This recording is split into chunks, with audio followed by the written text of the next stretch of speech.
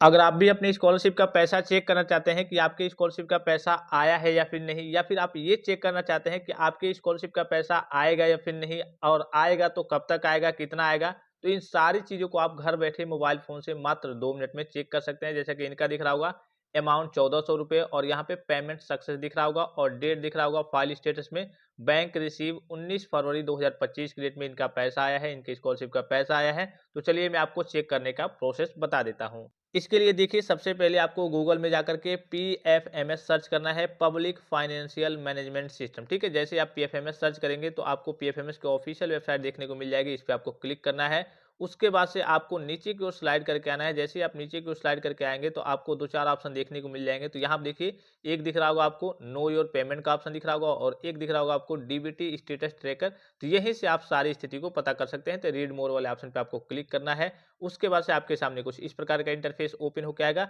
अब यहाँ पे देखिए, अगर आप अपना पीएफएमएस की सहायता से आप अपने फॉर्म का स्टेटस देखना चाहते हैं तो यहाँ पे आपको क्लिक करना है बेनिफिशियरी वैलिडेशन। इसमें आपका दिखा देगा कि हाँ, आपका कितना अमाउंट वहाँ पे अपडेट हुआ है, आपका अभी पीएफएमएस पे डेटा अपडेट हुआ है फिर नहीं, क्रिएटेड दिखा देगा अगर अपडेट हुआ होगा तो, अगर नहीं अपडेट हुआ होगा तो यहाँ पे अभी आपका नो रिकॉर्ड फाउंड करके आएगा। तो यहाँ से आप अपने फॉर्म की स्थिति को, स्टेटस जो पीएफएमएस का स्टेटस है वो भी चेक कर सकते हैं कि हाँ, आपका जो फॉर्म है वो पीएफएमएस पे अपडेट हुआ है फिर नहीं, क्रिएटेड हुआ है फिर नहीं, वहाँ पे आपका अप्रूव्ड हुआ है फिर नहीं, एजेंसी के द्वारा अप्रूव्ड हुआ है फिर नहीं। ये सारी चीज़ें आपको यहाँ से देखने को मिल जाएँगी और यहाँ से आपको पैसा चेक करना होता है कि आपका पैसा आया है या फिर नहीं, आपके बैंक अकाउंट में आया है या फिर नहीं। उसके बाद से यहाँ पे देखिए एक सिलेक्ट का ऑप्शन दिख रहा होगा। इस वाले ऑप्शन में आपको बस एक ऑप्शन नीचे देखने को मिल जाएगा, एनी अदर एक्सटर्नल सिस्टम। इस वाले ऑप्शन पे आपको क्लिक करना होता है। इंटर एप्लीकेशन आईडी में आपको जो स्कॉलरशिप का रजिस्ट्रेशन नंबर है उसको फिलअप करना होता है और यहाँ पे इंटर बेनिफिशियरी जो कोड दिख रहा होगा, इससे आपको कोई लेना-देना नहीं है। इन दोनों में से कोई एक ही फिलअप करना होता है। तो ये तो आपके पास होगा नहीं। ये जो आपके स्कॉलरशिप का रजिस्ट्रेशन नंबर है, एप्लीकेशन नंबर है, उसको यहाँ पे फिलअप करना होता है।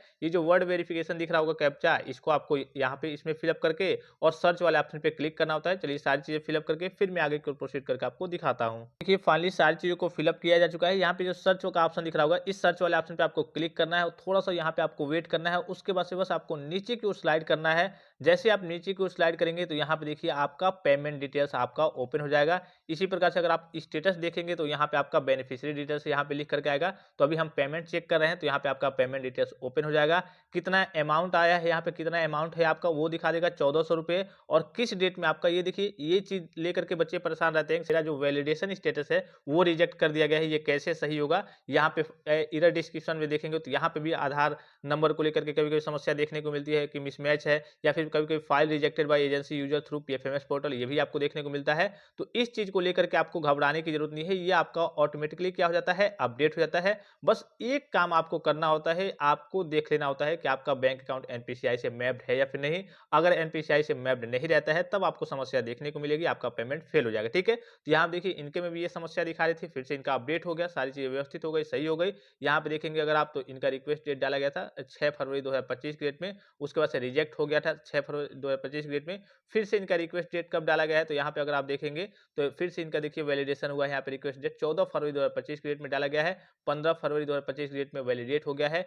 एजेंसी के द्वारा अप्रूव्ड कब हुआ है, 18 फरवरी 2025 की डेट में एजेंसी के द्वारा अप्रूव्ड हुआ है। यहाँ पे कभी-कभी आपका डेट शो हो जाता है कि हाँ, आपका इस डेट में ट्रेजरी स्टेटस कंप्लीट हुआ है, कभी-कभी नहीं भी दिखाता है। यहाँ पे अगर आप नीचे की ओर स्लाइड करके आएंगे तो देखेंगे पेमेंट सक्सेस दिख रहा होगा। चलिए मैं आपको थोड़ा सा नीचे और कर लेता हूँ। यहाँ देखिए, यहाँ पे आपको दिख रहा होगा फाइल स्टेटस में बैंक रिसीव 19 फरवरी 2025 की डेट में, यानी कि बैंक ने पैसा तो रिसीव कर लिया और इनका पैसा जो क्रेडिट हुआ वो 20 तारीख के डेट में क्रेडिट हुआ। यहाँ पे पेमेंट सक्सेस दिखा रहा होगा, इसमें आपका पूरा UTR number, transaction ID, bank transaction date दिख रहा होगा, क्रेडिट डेट दिख रहा होगा कि कब आपका क्रेडिट हुआ पैसा, कब आपका मैसेज आया। इंटरफेस पे भी आपको इनका मैसेज दिख रहा होगा, 20/2/2025 की डेट में इनका पैसा इनके बैंक अकाउंट में क्रेडिट हुआ। नाम है इनका मोहित कुमार। तो इस तरीके से आप अपनी स्कॉलरशिप का पेमेंट चेक कर सकते हैं। काफ़ी सिंपल सा प्रोसेस है, काफ़ी आसान सा प्रोसेस है।